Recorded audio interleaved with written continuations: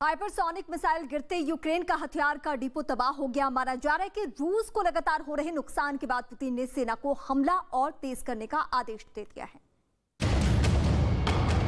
Hypersonic मिसाइलों का इस्तेमाल शुरू कर पुतिन ने जता दिया है कि वो जेलेंस्की को झुकाने के लिए किसी भी हथियार का इस्तेमाल कर सकते हैं और यूक्रेन को बचाने के लिए जो भी आएगा उसके साथ रूस बहुत सख्ती से निपटेगा।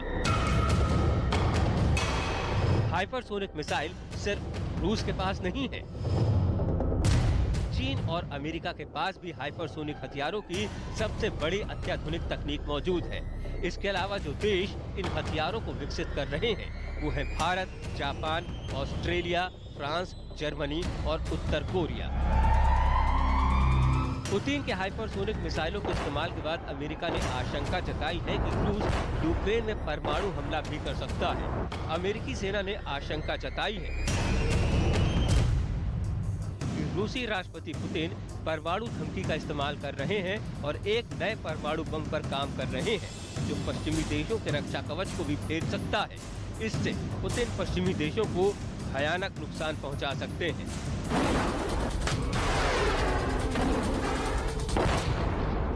पश्चिमी देश आशंकित है कि यूक्रेन को मात देने के लिए रूस किसी भी हद तक जा सकता है।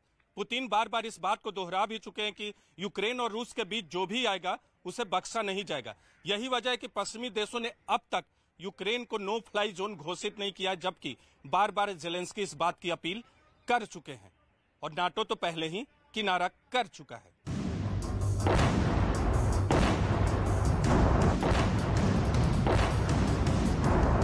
जलते यूक्रेन की तबाही का आलम मारियुपोल के थिएटर से लेकर देश के किसी भी दूसरे शहरों में देखा जा सकता है। यूक्रेन का आसमान रूस के हमलों से उठने वाले धुएं से करीब करीब काला पड़ गया है।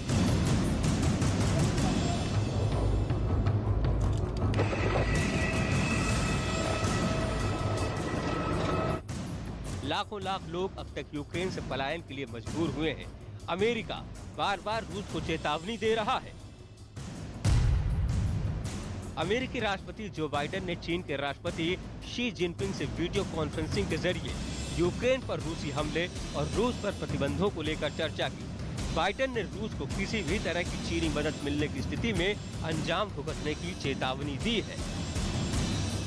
बाइडेन की किसी भी धमकी का पुतिन पर असर होता नहीं दिखता। दूसरी तरफ चीन भले ही रूस के साथ खड़ा दिखाई पड़े, लेकिन वो सीधे युद्ध में शामिल नहीं होगा और इसकी जरूरत भी नहीं पड़ेगी। दूसरी तरफ हाइपरसोनिक मिसाइलों के इस्तेमाल से दुनिया के सामने एक बात तो तय हो गई है कि यूक्रेन की तबाही का अंत अब नजदीक है।